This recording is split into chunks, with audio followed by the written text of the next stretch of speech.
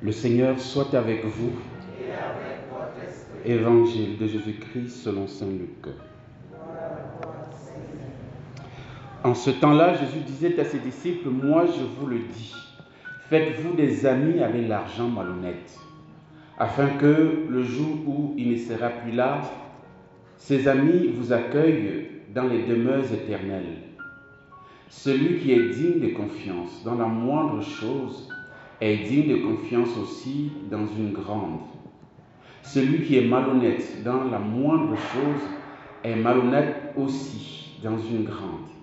Si vous n'avez pas été digne de confiance pour l'argent malhonnête, qui vous confiera le bien véritable? Et si, pour ce qui est à autrui, vous n'avez pas été digne de confiance, ce qui vous revient, qui vous le donnera? Aucun domestique ne peut servir deux maîtres. Ou bien il haïra l'un et aimera l'autre, ou bien il s'attachera à l'un et méprisera l'autre. Vous ne pouvez pas servir à la fois Dieu et l'argent. » Quand ils entendaient tout cela, les pharisiens, eux qui aimaient l'argent, tournaient Jésus en dérision. Il leur dit alors, « Vous êtes de ceux qui se font passer pour justes aux yeux des gens, mais Dieu connaît vos cœurs. En effet, ce qui est prestigieux pour les gens est une chose abominable aux yeux de Dieu. » Acclamons la parole de Dieu. Louange à toi, Seigneur Jésus.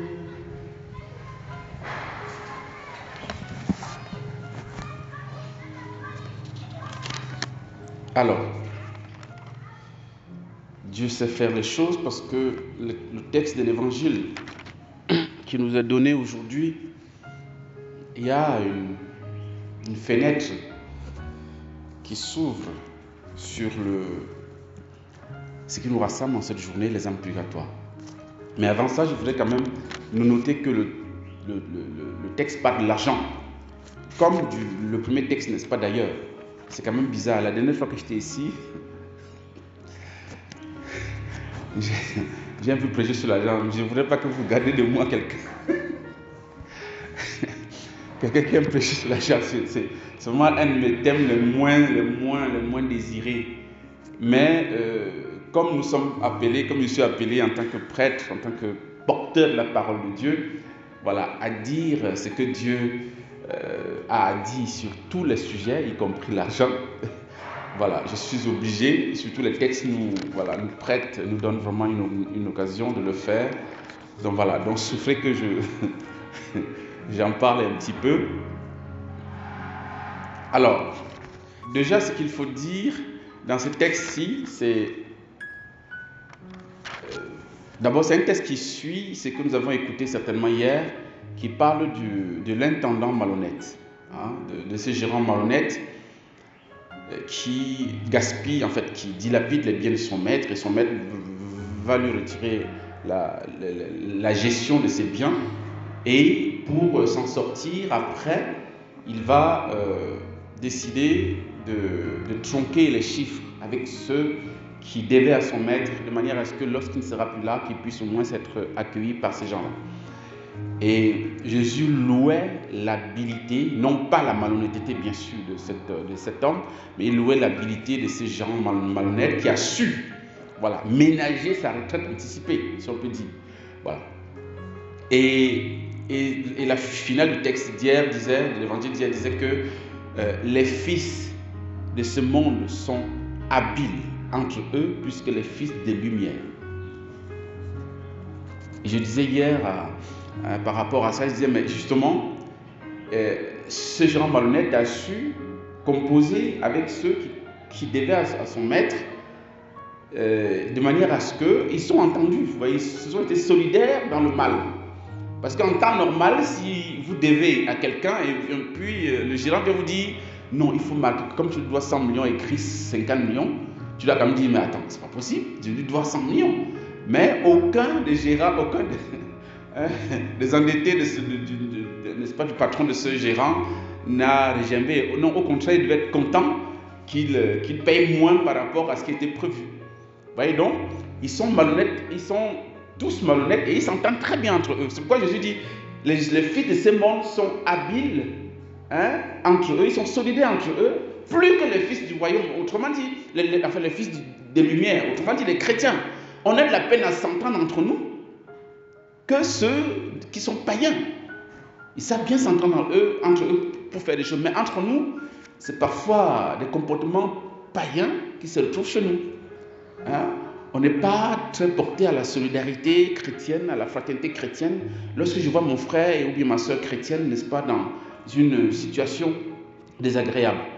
Donc le Seigneur vraiment nous invite à travailler, à revoir notre manière d'être avec les autres frères chrétiens.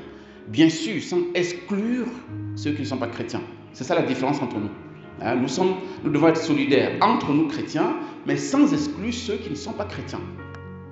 Parce que le cœur du chrétien est un cœur universel, parce que c'est le cœur du Christ. Le Christ est venu pour les bons et les méchants, pour les justes et les injustes. Voilà, n'est-ce pas, la différence. Donc, ce texte fait suite à ce texte d'hier-là, et Jésus va parler de l'argent malhonnête. Et d'emblée, on peut penser que l'argent, selon les termes de Jésus, l'argent est malhonnête en soi. L'argent est mauvais en soi. C'est vrai que l'argent n'est pas une création de Dieu. C'est l'homme qui a mis en place cet outil qui permet les échanges. Voilà. Mais sauf que avec le temps, l'argent a pris un tel pouvoir, une telle place que on est plus ou moins, on a des liens plus ou moins de dépendance à l'argent. Je viens de Koudougou où avant-hier j'ai donné un enseignement sur la dîme et les offrandes. Voilà, donc j'ai parlé de long en large, n'est-ce pas, de ça. Et je montrais qu'il y a 3 choses dans le monde auxquelles l'homme est comme attaché, comme attiré. Il y a 3 choses. Il y a l'argent, il y a le sexe et le pouvoir. Mais des 3 choses, l'argent est ce qui entraîne les autres.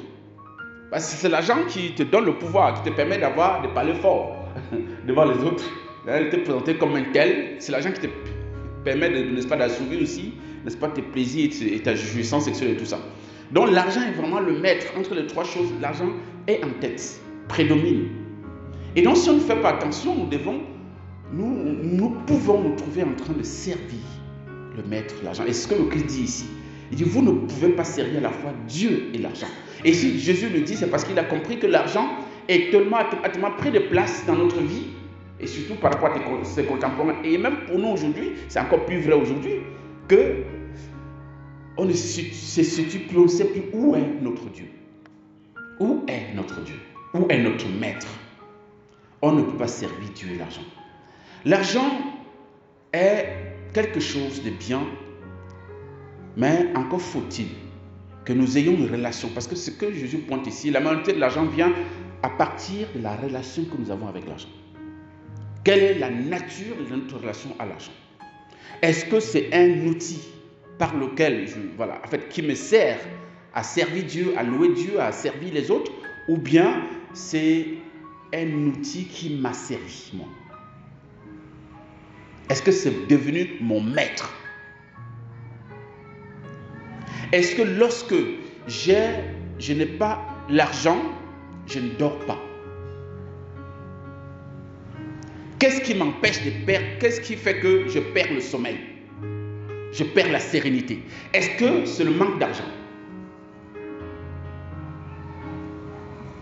Parfois, on a des insomnies parce que, selon les prévisions, selon le lendemain, on n'a pas trop... on ne sait pas comment faire. On manque de sécurité financière et du coup, on perd le sommeil. Alors là, c'est très dangereux, frères et sœurs. Je suis désolé, c'est vrai que vous avez des engagements, vous avez femme et enfants, vous devez vous en occuper, vous avez des charges et tout. C'est clair, on ne dit pas non. Mais il faut qu'on essaie de pointer le degré de dépendance que nous avons par rapport à l'argent et le degré de dépendance que nous avons par rapport à Dieu. Qui est le pourvoyeur de ma vie?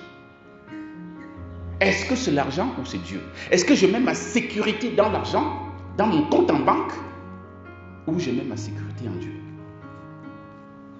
Dieu, c'est le Dieu provident pour moi ou pas? Est-ce que c'est mon papa ou bien ce n'est pas mon papa? Ou c'est l'argent qui est mon papa? Parce que l'argent sécurise, hein, entre guillemets. C'est-à-dire quand on a l'argent, quand on a un compte bien fourni, bon, on est plus ou moins à l'aise. Vous vous souvenez de cette parabole où Jésus a donné, où quelqu'un avait récolté tellement qu'il a dit, je vais détruire mes greniers, construire des plus grands pour parquer ma marchandise. Je vais dire, voilà, te voilà riche. Voilà, vis en paix, mange, dors, voilà. Et puis quoi? La vie continue, quoi. Non. C'est-à-dire celui-là a mis toute sa confiance, toute sa sécurité dans les biens qu'il avait. Et si nous ne faisons pas attention, nous allons vivre la même chose. Et c'est pourquoi Dieu dit qu'on ne peut pas servir Dieu et l'argent, parce que notre sécurité doit se trouver en Dieu, pas sur l'argent, pas sur le matériel. Non. Non.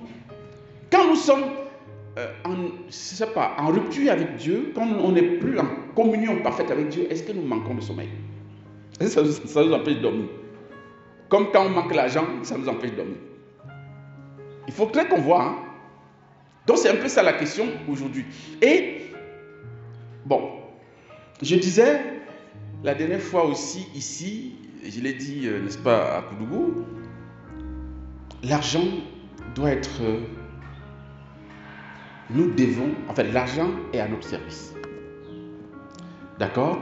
Et nous devons mettre le curseur sur notre dépendance à Dieu.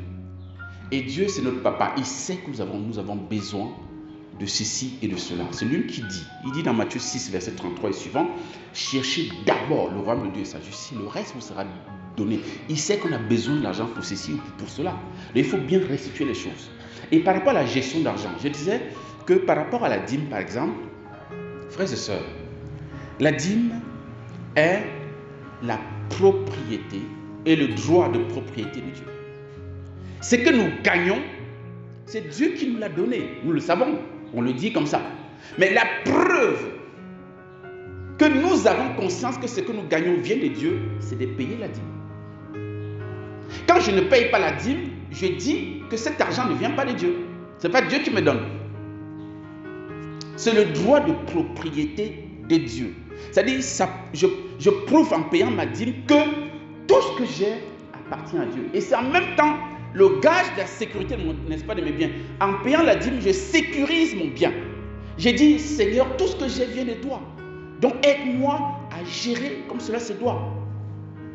Il y a certaines personnes qui, quand ils ont l'argent, ça ne dure pas. L'argent finit. Ils ne savent pas trop pourquoi ou comment elles ont fait pour que l'argent parte. Mais c'est parce que l'argent n'a pas été sécurisé. Et ce qui sécurise ton argent, c'est de payer les dîmes de manière fidèle, frères et sœurs. Et bien de manière fidèle. Et quel que soit le montant. Vous gagnez 100 000 francs. Vous savez que le dixième, c'est 10 000 francs. Ça revient à Dieu. C'est ce n'est même pas, c'est la propriété exclusive. Et puis, je disais aussi que la dîme, puisque ça revient à Dieu, Dieu doit être premier servi. Et nous le disons habituellement. Dieu doit être premier dans notre cœur, Dieu doit être le premier et tout ça. Mais habituellement, est-ce qu'on paye la dîme dès qu'on touche le salaire ou bien dès qu'on gagne quelque chose? Est-ce qu'on paye tout de suite la dîme? En général, non. On met, n'est-ce pas, dans le vélo, on met de côté. Et puis, on dépense notre argent. Le jour où on n'a plus rien, on lorgne sur la dîme. Et on pique encore quelque part. C'est voler le bon Dieu quand vous prenez sur la dîme pour dépenser. Quelle que soit la raison. Je dis bien, quelle que soit la raison. Je prends l'exemple de ce monsieur, Benoît, qui est un diplomate. Il a quand même un salaire conséquent. Et donc, il paye sa dîme régulièrement. Et donc, comme il a un salaire conséquent, donc quand il prend son salaire, il enlève la dîme, il fait plusieurs enveloppes qu'il donne à plusieurs prêtres. Bon, donc j'en profite pour vous dire que la dîme est payée au prêtre. Ce n'est pas payé à n'importe qui. C'est au prêtre de votre choix. Hein. Vous n'êtes pas obligé de donner à un seul prêtre. C'est comme vous voulez. C'est votre choix. Vous n'êtes pas obligé de donner au curé de la paroisse. Non. Vous donnez au prêtre que vous voulez. Si c'est le curé de la paroisse, tant mieux. Si ce n'est pas lui, tant mieux. Voilà. Vous donnez au prêtre que vous voulez. Mais c'est au prêtre qu'il faut donner la dîme. Parce que le premier qui a payé la dîme, c'est Abraham. Et Abraham a dû payer la dîme au prêtre Melchisédek. qui sortait de nulle part. On ne sait même pas son origine, son père et sa mère, on ne sait pas qui il est. Mais en tout cas, c'était la figure de Jésus. C'était même avant l'institution n'est-ce pas, de Lévi. Vous savez que les 12 tribus d'Israël, excusez-moi d'être un petit peu, les 12 tribus d'Israël ont chacun, en fait, les 12 tribus d'Israël qui sont issues des 12 fils de Jacob, la terre promise a été répartie à ces 12 tribus, sauf une seule. C'est quelle tribu, vous connaissez? Les Lévites, merci. Les Lévites n'ont rien eu comme terre. Dieu a dit, votre lot, c'est moi. Parce que la tribu de Lévi, son rôle, son job, c'est de s'occuper du Seigneur du temple et de travailler donc au service du peuple. Vous n'aurez pas de biens sur la terre, vous n'aurez pas de terrain, vous n'aurez rien à cultiver. Par contre, vous allez vivre de la dîme de vos frères, des autres tribus. Donc, la dîme est payée aux prêtres. Et lorsque Abraham payait la dîme, Israël n'existait pas encore. Parce que l'histoire sainte, de manière historique, commence avec Abraham. Vous voyez? Et au moment où il doit payer sa dîme, il y a un prêtre qui apparaît. D'où on ne sait pas. Et c'est à lui qui paye. Donc, il faut savoir que la dîme est payée au prêtre. Bon, voilà. C'était une parenthèse. Donc, je disais donc que Dieu... en fait, c'est un peu ce que j'étais en train de dire. Voilà, j'ai parlé de Benoît. Donc, Benoît, il a donc reparti sa dîme et puis... il va à la messe chez nous, à la communauté à Libreville, puisqu'il est à Libreville au Gabon. Il arrive, il trouve 2 dames. Avant ça, sa femme lui a dit, mais la dîme, c'est pour le Seigneur, on est d'accord. Mais si un pauvre est dans le besoin, tu fais comment? On sait bien que Dieu aime beaucoup les pauvres. Donc, tu peux aussi donner la dîme aux pauvres pour, n'est-ce pas, les aider. Il a dit, ah oui, c'est pas mal. D'accord. Donc, quand il arrive à la communauté, il rencontre 2 dames, qui avaient chacun au moins 4 ou 5 enfants. Et ils étaient dans le besoin, ils étaient dans n'est-ce pas, le besoin, ils n'avaient rien, n'est-ce pas, à donner à leurs enfants. Elles sont venues à la communauté demander quelque chose à manger. Bon, la communauté n'avait rien à leur donner. Et donc, Benoît arrive les voir et puis elles exposent leurs problèmes. Benoît dit, ok, il n'y a pas de souci. Bon, comme une femme m'a dit que la dîme aussi, on peut donner aux pauvres. Donc voilà, il a décidé donc de donner, de prendre 50 000 francs sur la dîme, en fait une des enveloppes. Il a donné 25 000 francs à chaque femme. Voilà, pour les aider quoi, par rapport à leurs problèmes. Et puis il est rentré. Dans la nuit, il a un songe. Dieu lui montre dans un songe un prêtre qu'il connaît très bien, qui était amaigri, qui n'avait rien à manger. Et le Seigneur lui dit, regarde mon serviteur, tu as pris mon argent pour donner aux pauvres au lieu de remettre ça à mon serviteur. Qui t'a demandé de prendre mon argent? Le Seigneur l'a mené. Il dit, je n'ai jamais vu le Seigneur s'énerver contre moi, mais ce jour-là, le Seigneur était en colère contre moi. Parce que j'ai pris l'argent. C'est pourquoi j'ai parlé de droit de propriété. Ça revient à Dieu. Ce n'est pas pour les pauvres. Pour les pauvres, vous en aurez toujours et vous aurez de quoi leur donner. Ne vous inquiétez pas, mais pour Dieu, c'est à Dieu. Et le prêtre tient lieu de Dieu. Vous lui donnez. Point final. Après, maintenant, si un pauvre se présente à vous, mais vous prenez dans votre argent, dans ce qui vous revient. Si vous avez des offrandes à faire, vous prenez dans votre argent. Mais la dîme, personne ne doit toucher. Le Seigneur lui a dit, tu n'as pas, regarde mon prêtre, regarde comment il est malheureux. Parce que tu as pris mon argent, tu as donné aux pauvres. Non, mon ami. Non. Et il n'y a pas dit ce jour-là, il a compris. Il a compris, non, ça, je ne peux plus faire cette erreur-là. En fait, je ne sais pas pourquoi vous comprenez bien que, voilà, ce n'est pas du jeu. Et parfois, on a des soucis des finances, des soucis, des réussites matérielles, parce qu'on n'est pas dans la fidélité à payer la dîme. Mais on compte sur quoi? Le Seigneur va nous bénir comment? Quand nous nous détournons de sa parole. Et je finis en disant que le seul lieu, vous savez qu'on ne met pas le Seigneur à l'épreuve, non? Vous le savez. Hein? Ceux qui ont essayé de mettre le Seigneur à l'épreuve, ils ont payé les pots cassés. Même Moïse, le grand Moïse. Le grand Moïse n'est pas rentré en terre promise. Pourquoi? Parce qu'il a douté. Il a mis Dieu à l'épreuve. Il a frappé le rocher 2 fois. On lui a dit de frapper une fois, il a frappé 2 fois. Dieu a dit, tu n'entres pas à la terre promise. Avec son frère Aaron. Le grand Moïse. Jésus a dit aux démons, on ne met pas le Seigneur à l'épreuve. Et je me souviens encore aussi de l'épisode de l'annonciation de Jean-Baptiste, lorsque l'ange Gabriel apparaît à Zacharie au temple. Il lui annonce que le Seigneur a écouté leur prière, qu'ils vont avoir un enfant et tout ça, tout ça. Zacharie dit, mais attends, ton histoire là, qu'est-ce qui me prouve que c'est vrai? Moi, je suis vieux, ma femme est vieille, qu'est-ce qui prouve que ton histoire va être... Vous savez ce que l'ange a dit? L'ange, au début, il ne s'était pas présenté. Quand il a dit ça, l'ange dit, je suis Gabriel et je me tiens devant le Seigneur. Parce que tu as douté, tu ne parleras plus. On ne met pas le Seigneur à l'épreuve. Par contre, il y a une seule fois dans la Bible où Dieu demande de le mettre à l'épreuve, lui-même. C'est par rapport à la dîme. Il dit, mettez-moi à l'épreuve, payez votre dîme, vous allez voir comment je ne vais pas ouvrir les écluses du ciel pour vous. Vous ne manquerez rien. Il dit, je vais même m'engager pour protéger votre bien. C'est-à-dire que je vais empêcher les insectes de manger vos biens, vos plantes. Le Seigneur s'engage parce qu'il sait que l'argent c'est le nerf de la guerre. Il nous connaît. Il dit, pour une fois, rien que pour ça, vous pouvez me mettre à l'épreuve. Nous attendons quoi, frères et sœurs? Mettons le Seigneur à l'épreuve, prenons-le au sérieux dans sa parole et il nous bénira.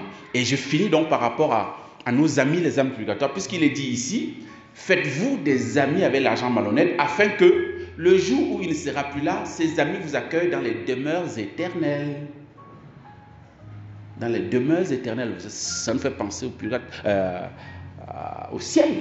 Vous voyez, l'argent que nous avons, il faut que nous sachions dépenser en fraternité. Je parlais de solidarité tout à l'heure. En fraternité, en solidarité à nos frères qui ont le plus besoin. Les âmes du purgatoire. Vous savez que, voilà, ce sont nos frères et sœurs qui sont là-bas. Elles ne peuvent rien faire par elles-mêmes pour se sauver, pour rentrer en présence de Dieu. Elles ne comptent que sur nous, sur nos prières, nos sacrifices, notre argent pour demander les messes, pour faire des aumônes de gauche à droite pour elles. Alors là, elles pourront accéder devant Dieu et elles pourront nous préparer des places là-bas, nous accueillir dans les demeures éternelles au moment opportun. Donc voilà un peu, lancer. C'est pourquoi je vous invite peut-être au cours de cette journée à demander beaucoup de messes, beaucoup de messes, beaucoup de messes. Voilà. Investissez, c'est un investissement solide que de demander les messes pour la délivrance des âmes purgatoires, parce que c'est en même temps aussi une garantie qu'on a une masse d'amis qu'on va délivrer, qui vont au ciel et vont avoir une reconnaissance éternelle à notre égard. Que le Seigneur nous bénisse au nom du Père et du Fils et du Saint-Esprit.